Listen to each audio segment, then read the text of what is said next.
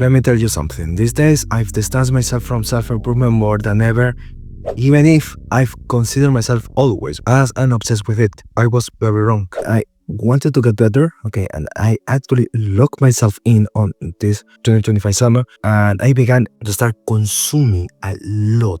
And when I said a lot, is a lot of self-improvement audiobooks at high speed, and I trained myself to improve on my listening speed on three languages, okay, in Italian, on English, and French. Thinking that listening was obviously more efficient for reading because Speed reading is an ability and it takes time to develop. Okay, I wanted the speed. because I thought that the speed was equal to progress and that knowledge alone was enough. And I don't know why I am mentioning knowledge, because all the books tell the same thing. And yep, I noticed this, and I told myself, you've wasted 3 months of your life, okay, just pretending to improve. And I started doubting myself about self-improvement, okay, and all the matrix number 2 we are, because it's the truth, we are on a matrix still. So even if I keep apart this community and all the biggest consumption, etc, etc, etc, I kept my productive habits and the commitments that I want to start. But here's my reason why I started to think like this. So let's get started, okay? Self-improvement is a business. Self-help, okay, or however you want to call it. The self-help industry thrives in constant consumption. That's the purpose of marketing. Just get the people, offer them a product, and just let them to consume a lot. What I mean is that it doesn't give independency, and actually it sells the idea of independency, because if we could achieve all our dreams and our desires by reading a single book, okay, we wouldn't have the necessity to buy another one. And it's not only on books, it's also on courses, influencers, and so many podcasts that we've got into our routines. All they follow the same model. The first one is that they make you feel that you are not enough, and by that they offer you a magic solution, okay, to fix you, supposedly. Then they make you to think on constantly chasing perfection instead of taking real action, which is what frees us. And the worst part is that he feels productive. I told you on another video, okay? It's like getting onto these motivational quotes and you can do it and all these shitty things that we already know. Feels that you are starting progressing, but you are not, because this is a sort of mental pleasing, that you are changing, but if your habits are not, it's just another form of escapism and procrastination. As you can see, self-improvement becomes a loop of self-doubt between you are doing it well or are you proving fast enough, the reality that you are confronting, and why are you not, like all this success story. Let's get into the second point, which is that self-help gurus exaggerate, and this also implies influencers and all the public images that we know. Some of them paint life as a spark of possibilities, which is very okay, it's positivism, but they are just exaggerating, in such a way that I could get my dreams on 2 weeks. And all the life, okay, your goals, your dreams by reading some sheets of paper.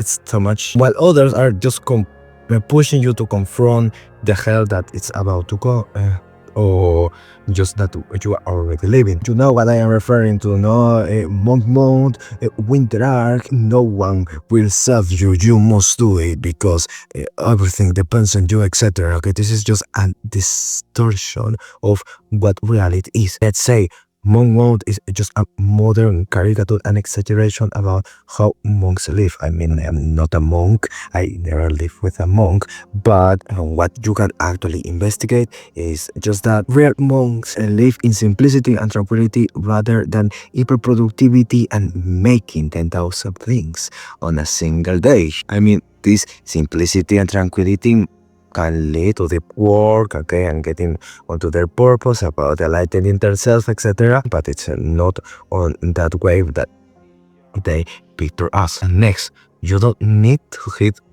rock bottom to get better. Yes, even if I came from that myself, from a lowest point of my life, etc., and I decided to get better because I was very disgusted about who I was. These things just happen once, and for a certain amount of people. There are many guys, okay, but it's still a certain amount because we have 8 billion people on the earth, so it is not repeated, okay? And I mean, when you start and you make progress, etc., you must continue on that progress. Do not wait to the last second to get started. Many people are being educated on this way. I mean, if you watch, okay, or you go onto YouTube and you say how to change your life and start enjoying it, many, when I say many, is that many YouTubers actually will tell you, Okay, so to improve yourself, you must guide your life in such a way that you don't want to live it more. or actually not very. The problem is that many normal people, okay, who are not experiencing this tremendous process, will think that Okay, I am not living at the lowest point of my life, therefore I will wait until I am there. they are just continuing and procrastination. Guys, life is not a death battle or a game, okay? It's a case. It's not a continuous problem, but it's a case where many stuff will appear to you and you must get into this problem solving mindset, okay? But just take it as a puzzle rather than just exaggerating with these extremes. So sometimes you win, sometimes you not. It's very normal, if it's natural and acceptable, okay? It's part of everyone's life, but do not take it too serious, okay? And let's say we perceive a failure as die or mental and very primitive minds. Yet, let's say if it just seriously die, could you be there to perceive your death, okay, or your failure?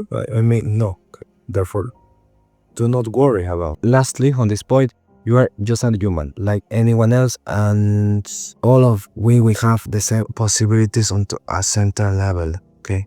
I mean, sometimes you have some advantages and even disadvantages, okay, according to your needs, but essentially all we are the same. No one has big brain, okay, or wings or a tail in comparison, okay? All we have the same abilities on a very skeptical point. So by this, you have also feelings, not emotions, okay? We must keep those emotions on a single place, okay, and just let them apart.